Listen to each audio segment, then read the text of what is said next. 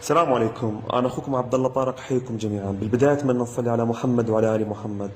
هذا المسكين كان كل يوم يجي يقدم الطعام له، يعاني من فطريات وتقريبا جرب كذلك في مقدمة الرأس، وكانت حالته يرثى له، والقط يعاني مثل ما تشوفون وواضح عليه علامات الكبر. وكنت أتمنى أعالجه بأسرع وقت، لكن كان جدا شرس وما يتقبل أحد يمسكه.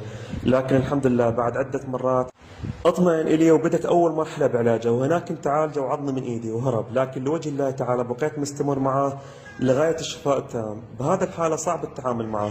استخدمت مرهم سكافون مخصص للجرب، ونظفت مقدمه الراس باستمرار حتى يتعافى، والحمد لله والشكر بعد فتره زمنيه من العلاج وبفضل رب العالمين ازهر من جديد. ومثل ما تلاحظون مقدمه الراس بالكامل تم علاجها، بعد ما كان يعاني في الشارع ويتألم أصبح بخير وبصحة عالية. وهنا انتهيت من علاجه، وأشكر رب العالمين اللي خلاني أكون سبب بإنقاذ هذه الأرواح.